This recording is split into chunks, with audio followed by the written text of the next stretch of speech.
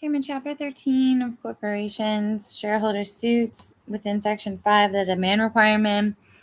Reading Delaware County Employees Retirement Fund versus Sanchez of 2015 at the Supreme Court of the State of Delaware. Chief Justice Strine gave the opinion. This case involves an appeal from a complicated transaction between a private company whose equity is wholly owned by the family of A.R. Sanchez Jr., Sanchez Resources, LLC, hereinafter the private Sanchez Company, and the public company in which the Sanchez family constitutes the largest shareholder block with some 16% of the shares, and that is dependent on the private Sanchez Company for all of its management services. Sanchez Energy Corporation, the Sanchez Public Company. The transaction at issue required the Sanchez Public Company to pay $78 million to one, help the private Sanchez Company buy out the interests of a private equity investor, two, acquire an interest in certain properties with energy producing potential from the private Sanchez Company, three, facilitate the joint production of 80,000 acres of property between the Sanchez private and public companies, and four, fund a cash payment of $14.4 million to the private Sanchez Company. In this derivative action, the plaintiffs allege that this transaction involved a gross overpayment by the Sanchez Public Company, which unfairly benefited the private Sanchez Company by allowing it to use the Sanchez Public Company's funds to buy out their private equity partner, obtain a large cash payment for itself, and obtain a contractual right to lucrative royalty stream that was unduly favorable to the private Sanchez Company and thus unfairly onerous to the Sanchez Public Company.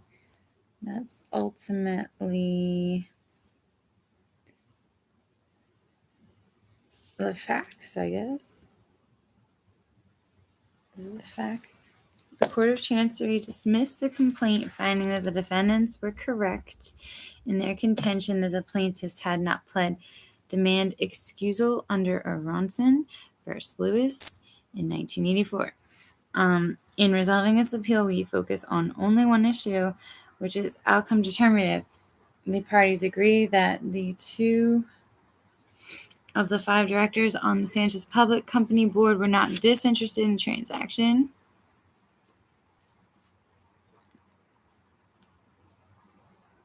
And it names them.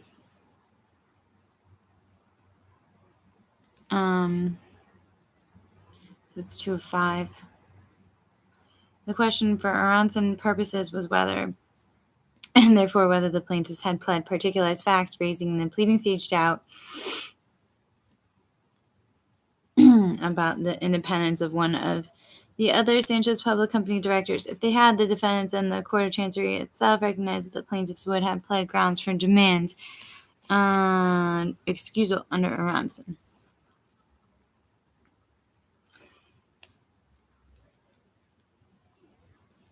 Analysis. To plead demand excusal under Rule 23.1, the plaintiff in the derivative action must plead particularized facts, creating reasonable doubt that either 1, the directors are disinterested and independent, or 2, the challenged transaction was otherwise the product of a valid exercise of business judgment. Otherwise, although there is a heightened burden under Rule 23.1 to plead particularized facts, when a motion to dismiss for failure to make a demand is made, all reasonable inferences from the pled facts must nonetheless be drawn in favor of the plaintiff in determining whether the plaintiff has met the burden under Aronson.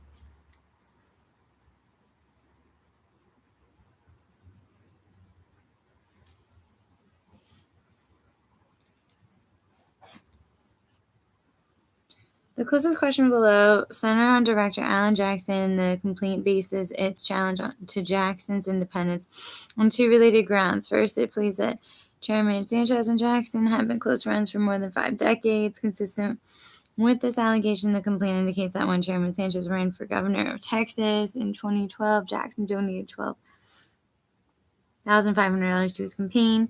Second, the complaint pleads facts supporting an inference that Jackson's personal wealth is largely attributable to business interests over which Chairman Sanchez has substantial influence. According to the complaint, Jackson's full-time job and primary source of income is as an executive at IBC Insurance Company Ltd. IBC Insurance provides insurance brokerage services to the Sanchez Public Company and other Sanchez affiliates, but even more importantly, IBC Insurance and a wholly owned subsidiary of International Bankshares Corporation, a company of which Chairman Sanchez is the largest stockholder and the director, who IBC's board has determined is not independent under the NASDAQ marketplace rules.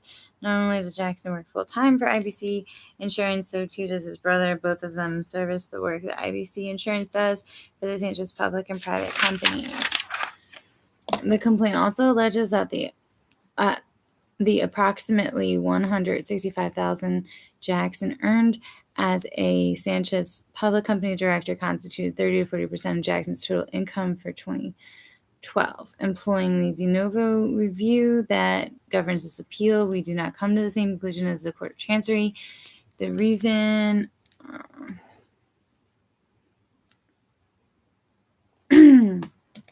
for that is that the Court of Chancery analysis seemed to consider the facts the plaintiffs pled about Jackson's personal friendship with Sanchez and the facts they pled regarding his business relationships as entirely separate issues. Having parsed them as categorically different, the Court of Chancery appears to have then concluded that neither category of facts on its own was enough to compromise Jackson's independence for purposes of demanding excusal. The problem with that approach is that our law requires that all the pled facts regarding a director's relationship to the interested party be considered in full context, that the consideration the court is bound to draw all inferences from the particularized facts in favor of the plaintiff, not the defendant, when the dismissal of a derivative complaint is sought. Here, the plaintiffs did not plead the kind of thin social circle friendship, for want of a better way to put it, which was at issue in Beam. In that case, we held that allegations that directors moved in the same social circles, attended the same weddings, developed business relationships before joining the board, and described each other as friends are insufficient without more to refute the presumption of independence. In saying that, we did not suggest that deeper human friendships could not exist that would have the effect of compromising a director's independence. When it's here, the plaintiff has pled that a director has been close friends with an interested party for half a century. So the case law is a little bit on Beam. Would say that social interactions aren't enough, but we're talking 50 years. The plaintiff has pled facts quite different from those at issue in Beam. Those friendships of that duration are likely considered precious by many people and are rare. People drift apart for many reasons, and when a close relationship endures for that long, a pleading stage inference arises that it is important to the parties. The plaintiffs did not rely simply on that proposition. However, they pled facts regarding the economic relations of Jackson and Chairman Sanchez that buttress their contention that they are confidants and that there is a reasonable doubt that Jackson can act impartially in a matter of economic importance to Sanchez personally. It may be that it is entirely coincidental that Jackson's full-time job is an executive at a subsidiary of a corporation over which Chairman Sanchez has financial influence as the largest stockholder, director, and chairman, an important source of brokerage work. It may be that it is also coincidental that Jackson's brother also works there. It may be coincidental that Jackson and his brother both work on insurance brokerage work for the Sanchez public and private companies there. And it may be coincidental that Jackson finds himself a director at the Sanchez public company. But rather certainly there arises a pleading stage inference that Jackson's economic positions derive in large measure from his 50-year close partnership with Chairman Sanchez, and that he is in these positions because Sanchez trusts, cares for, and respects him. That where the question is whether the plaintiffs have met their pleading burden to plead facts suggesting that Jackson cannot act independently of Chairman Sanchez. These obvious inferences that arise from the pled facts require the defendant's motion to dismiss be denied. In other words, using the parlance of Aronson, the plaintiff's pled particularized facts that, when considered in the plaintiff-friendly manner required, create a reasonable doubt about Jackson's independence. Therefore, the Court of Chancery dismissing the case is reversed, and this case is remanded for further proceedings consistent with this opinion. The man requirement and preclusion in multi-forum litigation. Evidence of possible management misconduct frequently prompts litigation in multiple forums. Following a New York Times story detailing extensive bribery of Mexican officials in a cover-up by senior executives of a Walmart subsidiary, derivative suits were filed against certain Walmart executives in the Delaware Chancery Court and Federal District Court in Arkansas. Both the suits, but the Walmart headquarters, different plaintiffs and law firms were involved in both the suits, but the complaints in both cases relied on facts set forth in the Times story. The Delaware proceeding was stayed after the chancellor admonished its lawyers to use the tools at hand, i.e. launch a books and records request to sustain the otherwise weaky support allegations in the complaint, as otherwise the suit would not likely survive a motion to dismiss. Nearly 3 years passed to the fierce resistance of Walmart to the inspection request. During this period, the parallel suit in Arkansas was also stayed. However, the Eighth Circuit Court of Appeals ultimately vacated the stay, and soon thereafter the Arkansas District Court held that the pre-suit demand on the board of directors was necessary had not been made and dismissed the suit with prejudice. Walmart thereupon moved for dismissal in the Delaware proceeding, arguing the Delaware plaintiff was collaterally stopped by the Arkansas holding from relitigating the demand futility. Okay, that's an interesting no case. But what happened in Delaware? Anyway, California State Teachers Retirement System versus Alvarez, 2018, in Delaware court system, held that because the corporation is a real plaintiff in the derivative suit, privity thereby existed between the litigants in two forums. The court further reasoned that due process is satisfied by the court scrutinizing the adequacy of representation in the Arkansas proceeding, finding that counsel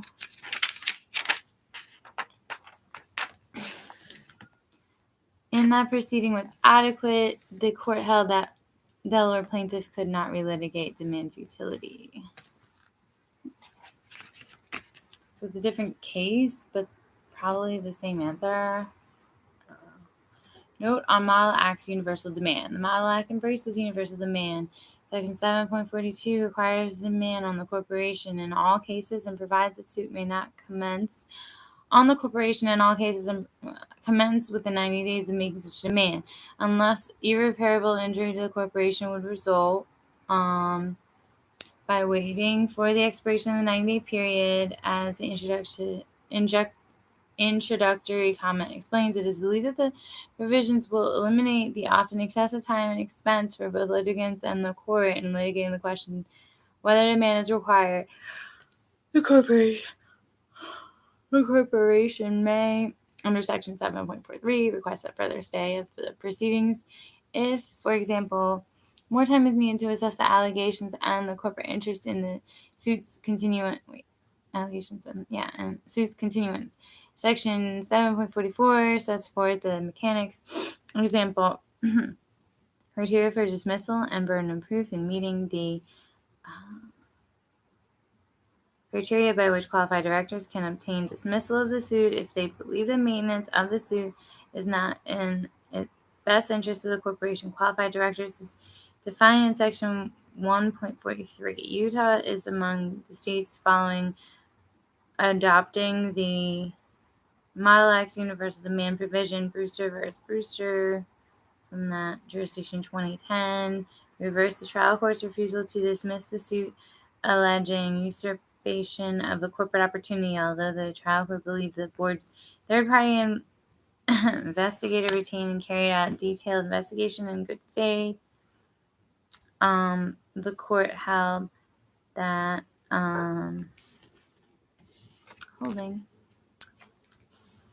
this suit should continue because more consideration could have been given by the investigator to one of the 9 factors advanced by the investigator as bases that the company lacked resources to pursue the opportunity, to believe that a derivative suit was not in the corporation's interest. The appellate court reversed, reasoning that the trial court had gone beyond the scope of review permitted under Model Act, as the record supported finding there had been a reasonable and independent investigation carried out in good faith.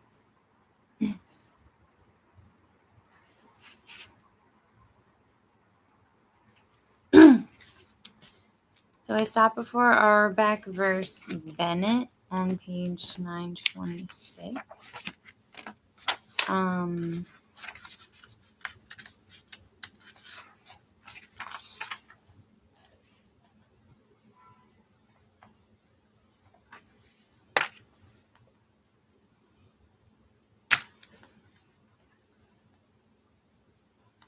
I should read it though, because it'll take me to Maldonado case, which I read before. So the Auerbach versus Bennett, Court of Appeals in New York, 1979. Judge Jones.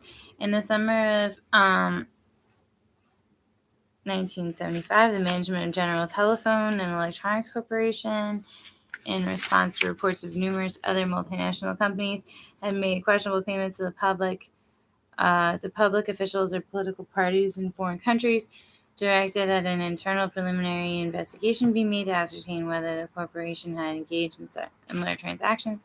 On the basis of the report of this survey received October 1975, management brought the issue to the attention of the corporation's board of directors.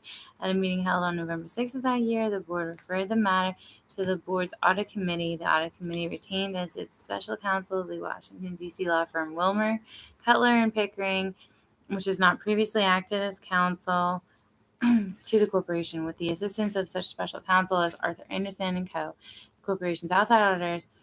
The audit committee engaged in an investigation into the corporation's worldwide operations, focusing on whether in the period January 1 to 71 to December 31st, 75, corporate funds had been paid directly or indirectly to any political party or person, or to any officer, employee, shareholder, or director, or any governmental or private customer, and 2, used to reimburse any officer of the corporation or other person for such payments. On March 4th of 1976, the audit committee released this report, which was filed with the SEC and disclosed to the corporation shareholders in a proxy statement prior to the annual meeting of the shareholders held in April 1976. The audit committee reported that it had found evidence that in the period from 1971 to 1975, the corporation or its subsidiaries had made payments abroad and in the United States constituting bribes and kickbacks in amounts perhaps totaling more than $11 million, and that some of the individual defendant directors had been personally involved in certain transactions. Oh my God.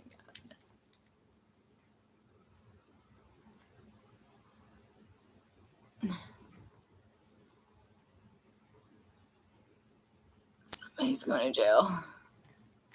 Jail time. Ow. Almost immediately, Auerbach, a shareholder of the corporation, instituted a present shareholder derivative action on behalf of the corporation against the corporation's directors, Arthur Andersen, Co., and the corporation. The complaint alleged that in connection with the transactions reported by the audit committee, defendants, present, and former members of the corporation's board of directors and Arthur Andersen and Co. are liable to the corporation for breach of their duties to the corporation and should be made account for payments made in those transactions. On April 21st, 1976, the board of directors of the corporation adopted a resolution creating a special litigation committee for the purpose of establishing a point of contact between the board of directors and the corporation's general counsel concerning the position to be taken by the corporation in certain litigation involving shareholder derivative claims on behalf of the corporation against certain of its directors and officers, and authorizing that committee to take steps from time to time as it deems necessary to pursue its objectives, including the retention of special outside counsel. The special committee comprised 3 disinterested directors who had joined the board after the challenge transactions had occurred. The board subsequently additionally vested in the committee all of the authority of the board of directors to determine on behalf of the board the position that the corporation shall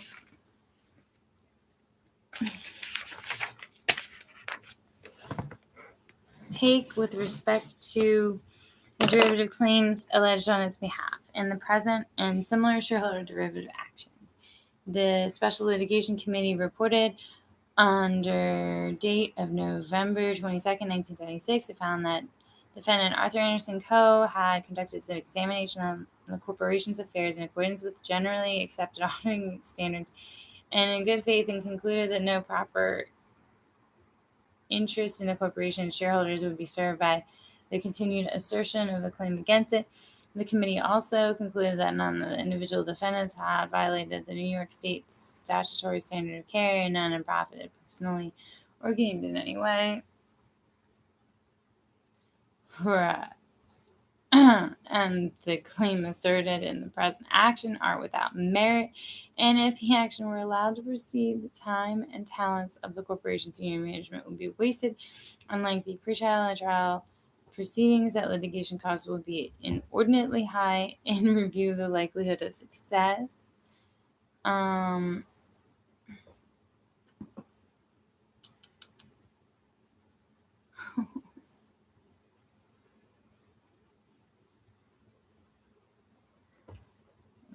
Success. And that the continuing publicity could be damaging to corporate business. The company determined that it would not be in the best interest of the corporation for the present derivative action to proceed in exercising the authority delegated to it, directed the corporation's general counsel to take that position in the present litigation as well as pending comparable shareholders' derivative actions. Arthur Anderson wrote a generally accepted audit opinion. Okay, anyway. On December 17th of 1976, the corporation and the 4 individual defendants moved for an order dismissing the complaint. On January 7th, 1977, Arthur Anderson and Co. made a similar motion on May 13th, 1977.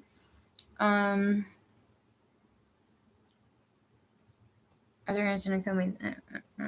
Supreme Court special term granted the motions of all defendants and dismissed the complaint on its merits.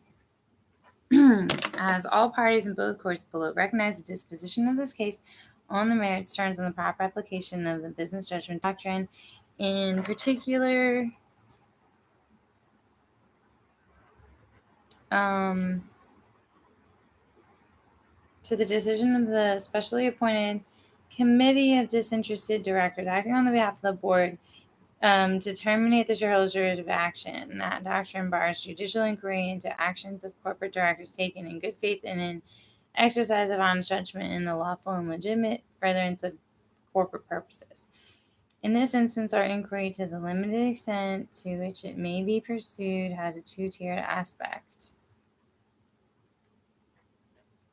The complaint initially asserted liability on the part of defendants based on the payments made to foreign governmental customers and privately owned customers, some unspecified portions of which were allegedly passed on to officials of the customers. Example, the focus was on first-tier bribes and kickbacks. Then, subsequent to the service of the complaint, there came the report of a special litigation committee, particularly appointed by the corporation's board of directors, to consider the merits of the present and similar shareholders' derivative actions, and its determination that it would not be in the best interest of the corporation to press claims against defendants based on their possible first-tier liability. The motions for summary judgment were predicated principally on the report and determination of the special litigation committee and on the contestation that this second-tier corporate action insulated the first-tier transactions from judicial inquiry and was itself subject to the shelter of the business judgment doctrine.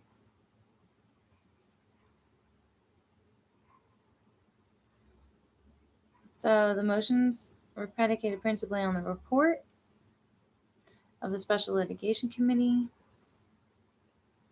and on the contention that this second-tier corporate action insulated the first-tier transactions from judicial inquiry and was itself subject to the shelter of the business judgment doctrine. It appears to us that the business judgment doctrine, at least in part, is grounded in the prudent recognition that courts are ill-equipped and infrequently called on to evaluate what are and must be essentially business judgments. The authority and responsibilities vested in corporate directors, both by statute and decisional law, proceed on the assumption that inescapably there can be no available objective standard by which the correctness of every corporate decision may be measured by the courts or otherwise. Even if that were not the case, the definition and responsibility for business judgment must rest on the corporate directors and their individual capabilities and experience peculiarly qualify them for the discharge of that responsibility. Thus, absent evidence of bad faith or fraud, of which there is none here, the courts must and properly should respect their determinations. In the present case, we confront a special instance of the application of the business judgment rule and inquire whether it applies in its full vigor to shield from judicial scrutiny the decision of the three-person minority committee of the board acting on behalf of the full board not to prosecute the shareholders' derivative action. The record in this case reveals that the board of the 15 is a 15-member board and that the derivative suit was brought against 4 of the directors. Nothing suggests that any of the other directors participated in any of the challenged first-tier transactions. Indeed,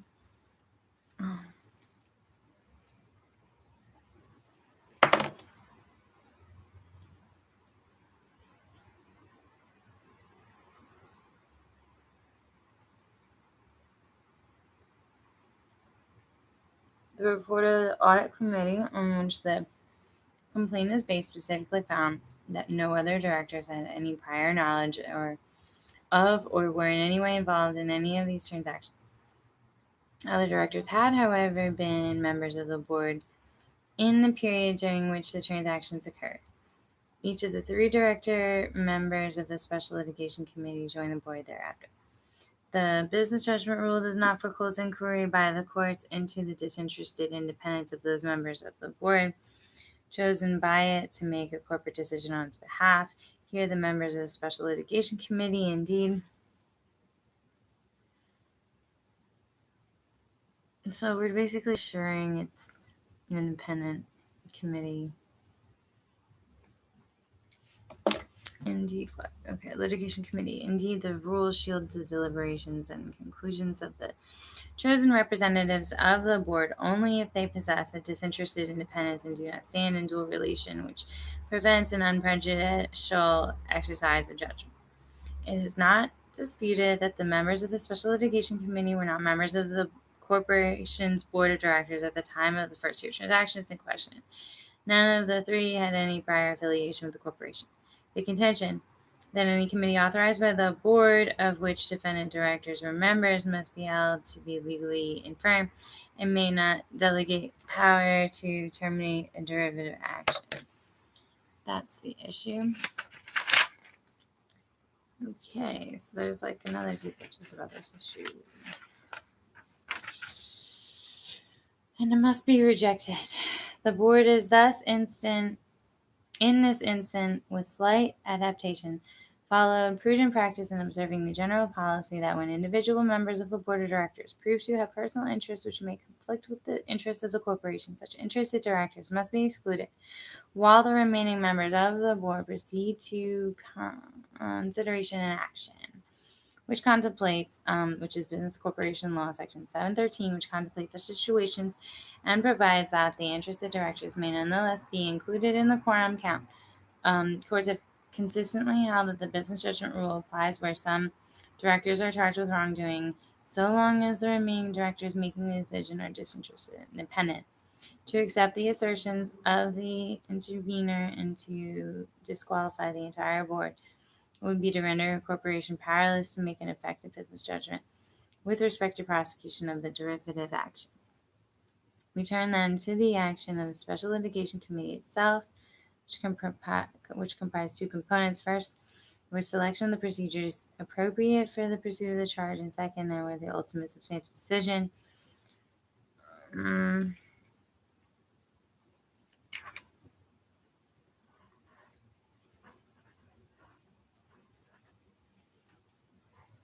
Predicate on the procedures chosen and the data produced thereby, not to pursue the claims advanced in the shareholders' derivative actions. The latter substantive decision falls squarely within the embrace of the business judgment doctrine, involving as it did the weighing and balancing of legal, ethical, and commercial, promotional, public relations, fiscal, and other factors similar to the resolution of many, if not most, corporate problems. To this extent, the conclusion reached by the Special Litigation Committee is outside the scope of our review. Thus, the courts cannot inquire as to which factors were considered by that committee or the relative weight accorded them in reaching that substantive decision. The reasons for the payments, the advantages or disadvantages accruing to the corporation by reason of the transactions, the extent of the participation or profit by the respondent directors of the last, if any, the public confidence of the corporation which might be incurred. Inquiry into such matters would go into the very core of the business judgment made by the committee. To permit judicial probing of such issues would be to emasculate the business judgment doctrine as applied in to the actions and determinations of the Special Litigation Committee. Its substantive evaluation of the problems posed by its judgment in their resolution are beyond our reach.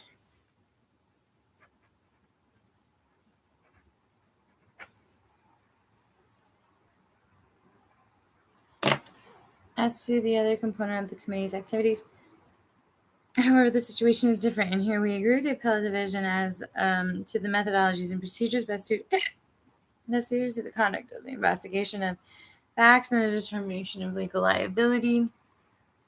The courts are well equipped by long and continuing experience to practice to make determinations. In fact, they are better qualified in this regard than our corporate directors in general, nor do the determinations to be made in the adoption of procedures partake of the nuances or special perceptions or comprehensions of business judgment or corporate activities or interests. The question is solely how appropriately to set about to gather the pertinent data. While the court may properly inquire as to the adequacy and appropriateness of the committee's investigative procedures and methodologies, it may not undertake, under the guise of consideration of such factors, trespass in the domain of business judgment. At the same time, those responsible for the procedures by which the business judgment is reached may reasonably be required to show that they have pursued their chosen investigative methods in good faith. What evidentiary proof may be required to this end will, of course, depend on the nature of the particular investigation and the proper reach of disclosure at the instance of the shareholders. Will in turn relate inversely to the showing made by the corporate representatives themselves. The latter may be expected to show that the areas and subjects to be examined are reasonably complete and that there has been good faith pursuit of inquiry into such areas and subjects, what has been uncovered, and the relative weight accorded in evaluating and balancing the several factors and considerations are beyond the scope of judicial concern. Prove, however, that the investigation has been so restricted in scope, so shallow in execution, or otherwise so pro forma or half-hearted as to constitute a pretext or sham consistent with the principles underlying the application of the business judgment doctrine, would raise questions of good faith or conceivably fraud which would never be shielded by that doctrine. In addition to the issue of the disinterested independence of the Special Litigation Committee addressed above, the disposition of the present trial depends on whether the derivative suit plaintiff has shown facts sufficient to require a trial of any material issue of fact as to the adequacy or appropriateness of the modus operandi of that committee, or has demonstrated acceptable excuse for failure to make such tender. We conclude that such the requisite showing has not been made on this record.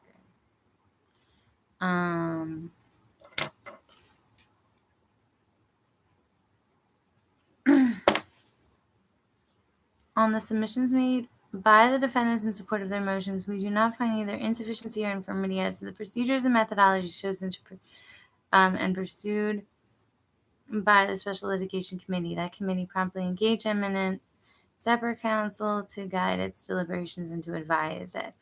The committee reviewed the prior work of the audit committee, testing its completeness, accuracy, and thoroughness by interviewing representatives of Boehmer, Cutler, and Pickering, reviewing transcripts of the testimony of 10 corporate officers and employees before the Securities Exchange Commission, and studying documents collected by and work papers of the Washington law firm.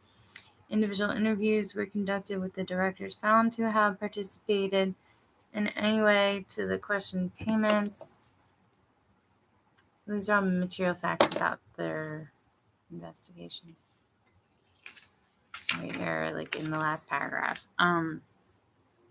Representatives of Arthur Anderson and Co. questionnaires were sent to and answered by each of the corporate's non-management directors. At the conclusion of its investigation, and the Special Litigation Committee sought and obtained pertinent legal advice from its special counsel. The selection of appropriate investigative methods must always turn on